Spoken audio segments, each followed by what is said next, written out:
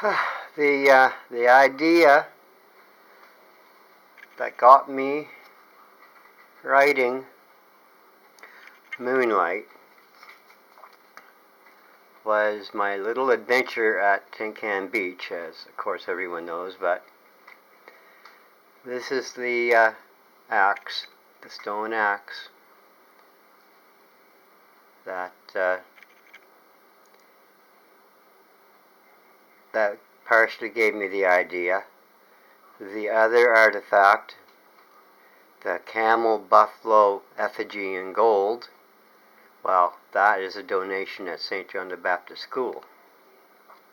Obviously, I'm not going to keep a gold artifact at my premises. It either belonged at the museum or donated to the school, so it went to the school. There we go. Put that there. Now, the seed of an idea, well, I had to create people. For example, this here is Moonlight Characters Red Paint Band. Now, I looked for the Micmac English Dictionary.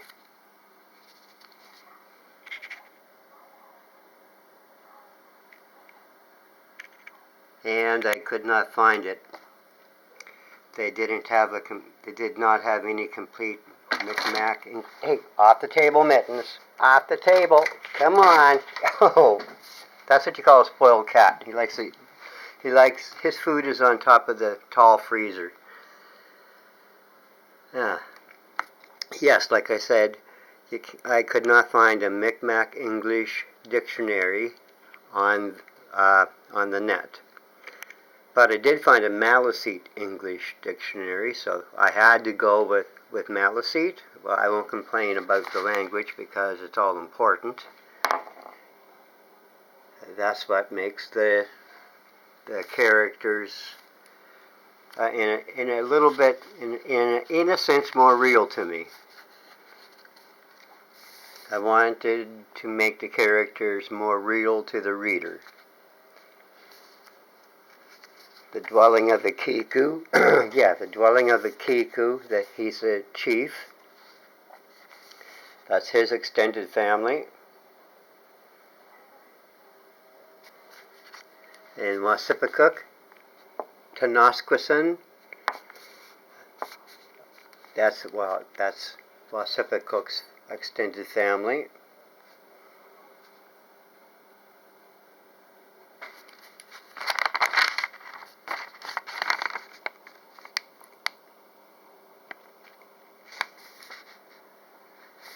The dwelling of Melhaxawi. And there's Eap, Teleathel,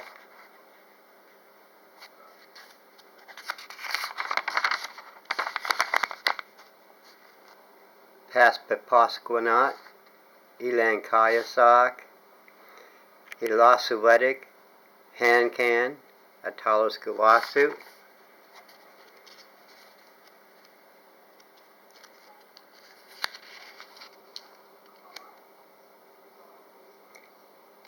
And Ifasaskutu.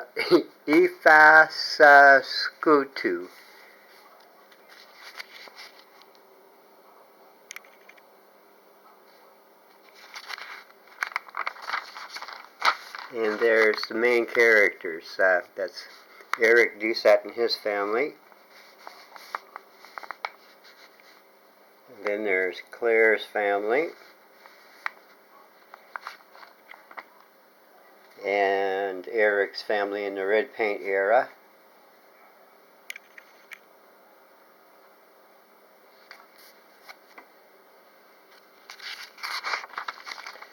This here is it's a diagram of the village.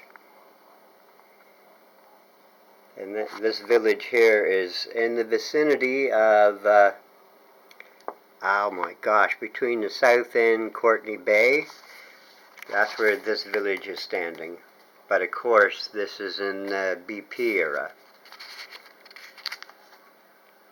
so everything was a lot different.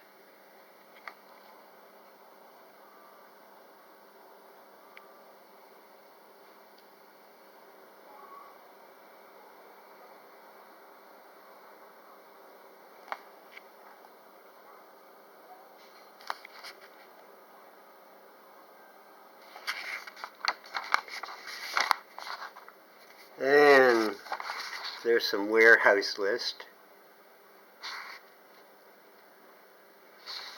This is everything here is just that's just an idea, but there's actually 4 warehouses in the village, and they contain a whole bunch of different things. Now, the instructions on how to make a canoe, that comes from authentic canoe making information. I mean, it's all authentic knowledge. It's exactly how to make the canoe.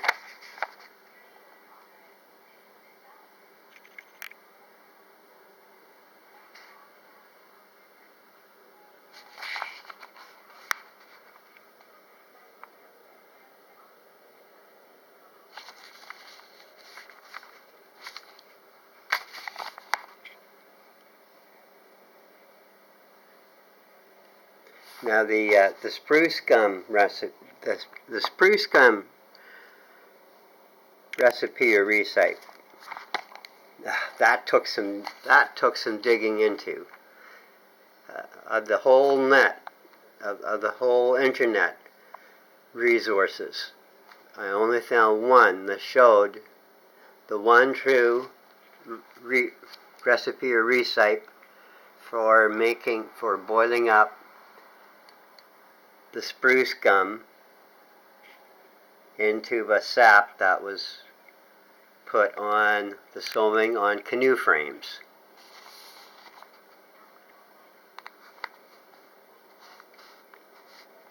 And it actually does involve fat. I was very surprised at that recipe, but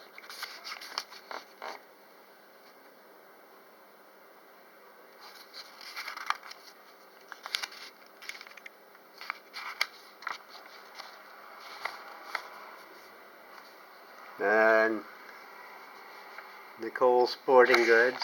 This is only a sample, an idea sample of the stuff that they moved from the 2019 to 3000 BP warehouses. And more people information.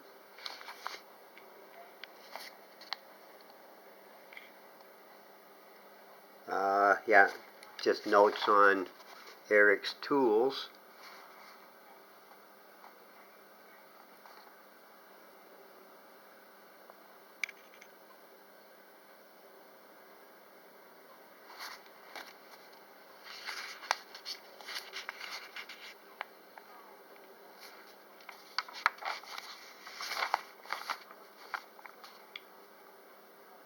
And Harold Knight's Hunting and Sports Shop. I got a few notes on that.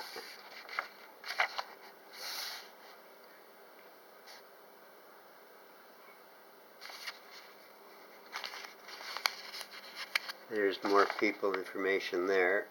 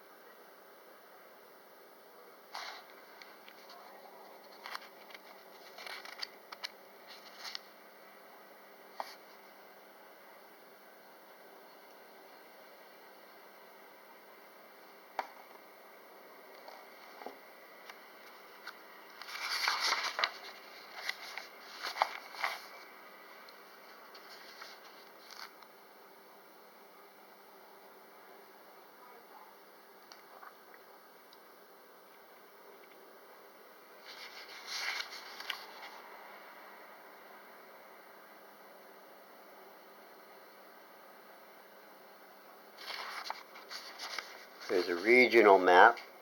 Okay.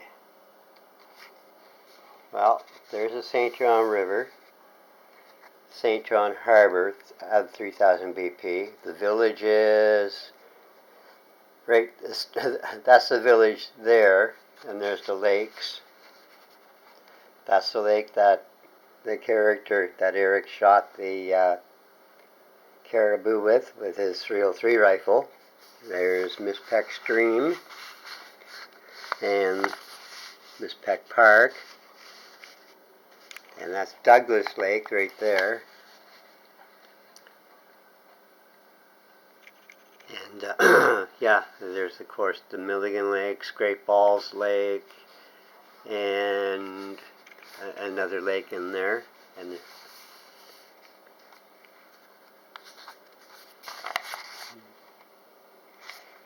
of course this map is going to vary greatly compared to the 2019 maps. It doesn't even have a proper, this one doesn't have a proper scale. And now here is brain tanning a hide heron. This is the exact way to do it. The wife would probably kill me if I tried to brain tan a hide in here.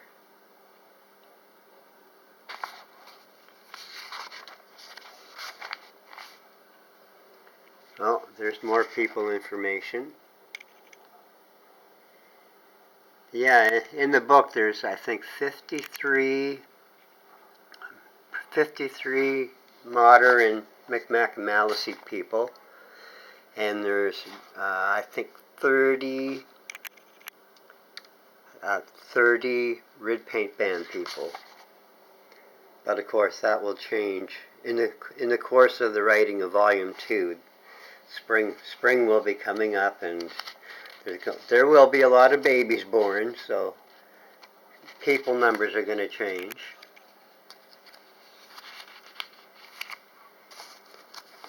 Now this here is just book notes. And as you can see, I still have a whole lot of empty pages. But the reason I keep this is so I can put down chapter notes and write down important information that I can use from Volume 1 in Volume 2, in Volume 3, in Volume 4, because if you keep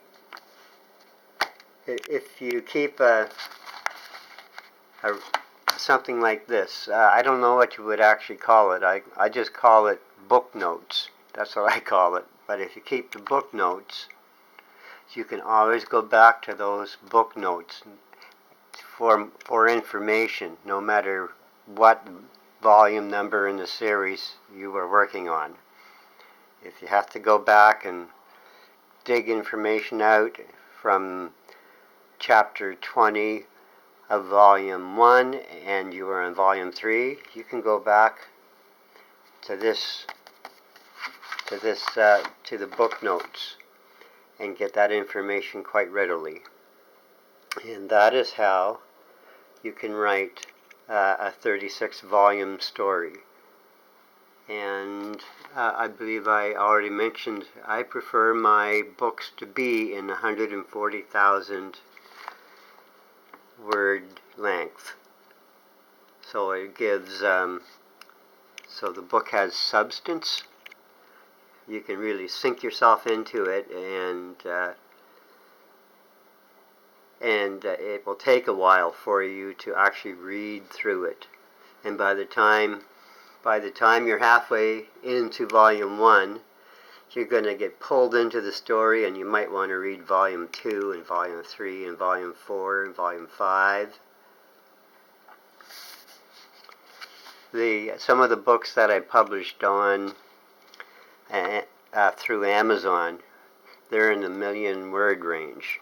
That's why they had to go in mini volumes. And that is, well, one book 1,000,000 words long would have been too hard to publish, too hard to too hard to try to start and finish. So doing it in volumes makes it a lot easier. Yeah. Alrighty. Well, and the whole book series is based on finding one stone axe and one camel buffalo effigy in gold. So the object in the book where Eric pressed the character pressed a button and it brought them back in time to 3000 BP. Well, it was an alien time travel device. But the actual camel buffalo effigy in gold gave me the idea for that alien device, because the camel hid artifacts. There's 7 of them. They weren't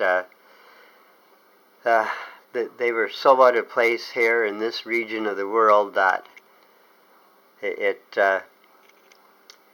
piqued my curiosity, and it gave me an idea for the time travel device. Well, anyway, that is enough of this. I'm going to put my book notes back again, and I'm saving this for the school, along with some other artifacts and fossils, and I will, I'll surprise Nicole's old teacher with some gifts. Something that the children should have a chance to look at and touch and feel. This is a ceramic period axe, and these are the things that the children in the science program should have a chance to pick up and hold and look at, and it will pique their curiosity and help them learn. I will see you online.